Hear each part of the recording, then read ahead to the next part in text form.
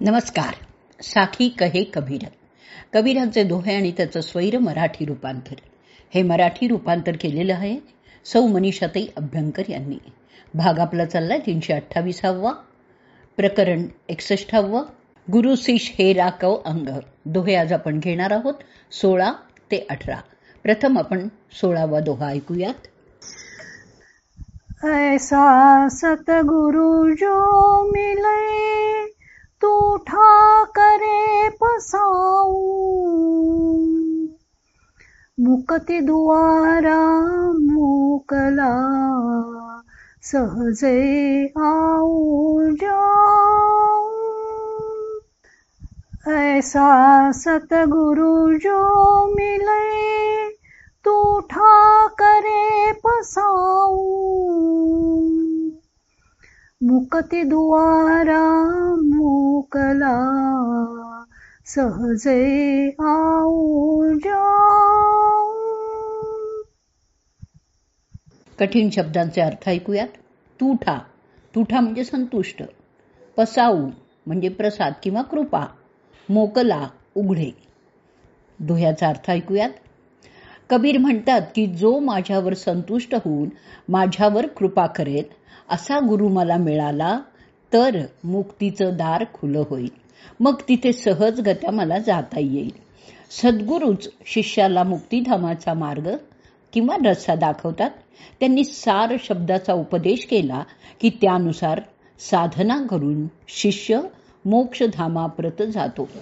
त्यासाठी सद्गुरूंनी प्रसन्न झालं पाहिजे आणि सद्गुरू प्रसन्न होण्यासाठी मनुष्याने मुळात शिष्य असलं पाहिजे. म्हणजे शिष्याकडे आवश्यक असणारे गुण त्याच्याकडे असलेच पाहिजेत, तरच सद्गुरू त्याचा स्वीकार करतील. कबीर सांगतात की त्यामुळे मुक्तीचं द्वार खुलं होईल आणि तिथे सहजगत्या जाताही येईल. वास्तविक मुक्ती प्राप्त करून घेणं म्हणजे परमात्म स्वरूप होणंच आहे. मग त्याला पुन्हा या लोकी जन्म घ्यावाच लागत नाही. जो मनुष्य मुक्तीचा अधिकारी नाही त्याला पुनर्जन्म घ्यावा लागतो आणि पुनर्जन्म कुठे केव्हा मिळेल हे काही त्याच्या हातात नसतं. मग इथे कबीर सांगतात की तिथे सहजगत्या जाता येता येते. याचा अर्थ आता मुक्तिधाम त्याच्या ताब्यात येतं. अवतार घेणं हे त्याच्या हातात आहे. पुन्हा धर्माला ग्लानी आली तर तो शिष्य या जगतात येऊ शकतो. आता आपण ह्याच दोह्यावरची मराठी साखी ऐकूयात. असा सतगुरु मिळे जरी का कृपावंत जो होये, मुक्तीचे मग द्वार मोकळे सहज ये जाये.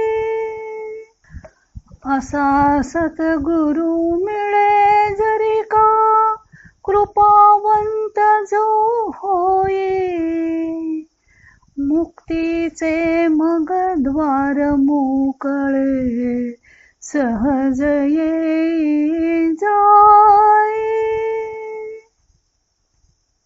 पुढचा 17वा दोहा ऐकूयात.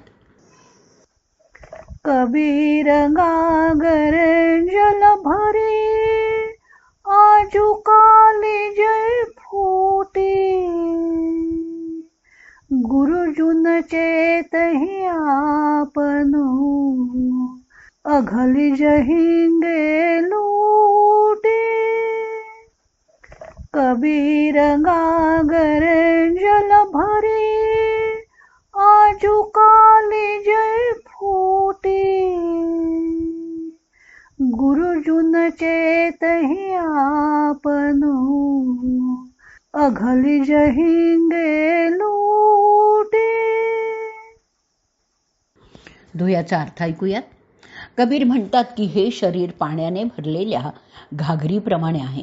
आज नाही तर उद्या फुटूनच जाईल. गुरूंनी जरी चेतवलं नाही तर पापवासना लुटतील. कबीर जीवनाची क्षणभंगुरता सांगतायत. मातीची घागर जशी एक ना एक दिवस फुटून जाते तसाच हा देह सुद्धा एक ना एक दिवस जाणारच आहे. अंते मतीसा गतीही.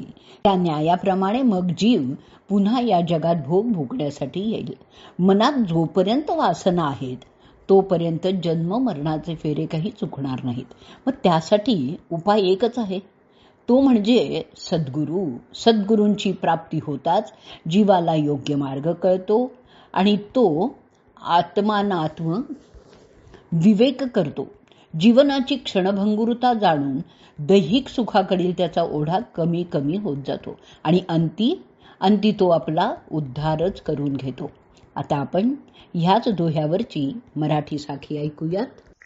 घागर पाण्याने भरलेली फुटे कधी ना कळते,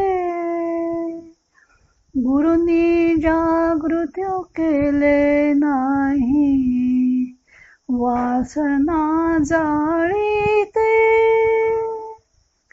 घागर पाण्याने भरलेली फुटे कधी ना कळते,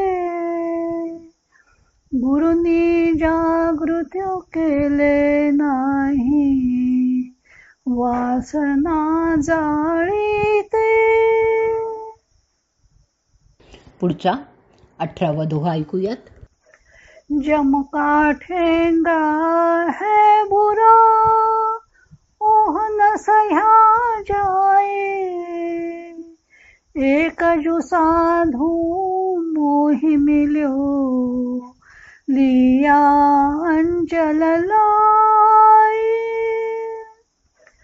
जम काठेंगा है बुरा, ओह न सह्या जाए, एक जो साधु मोहि मिल्यो, लिया अंचल लाए. अर्थ ऐकूयात. कबीर म्हणतात की यमाचा घाला मोठा वाईट आहे, त्याचा घाव सहन करताच येत नाही. मला तर एक साधू म्हणजेच एक गुरु भेटला, त्यांनी मला छातीशी लोटाळलं.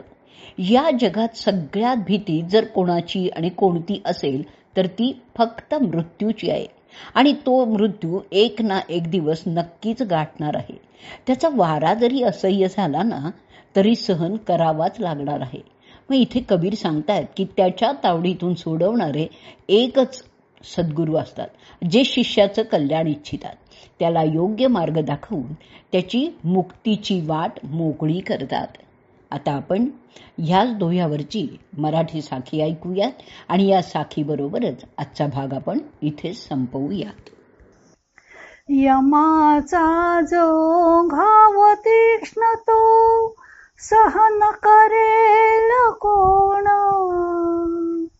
सद्गुरु जेव्हा मजसी भेटले, करती त्याची रक्षण.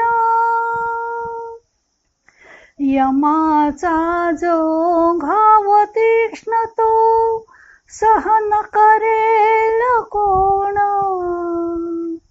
सद्गुरु जेव्हा मजसी भेटले, करती त्याची रक्षण.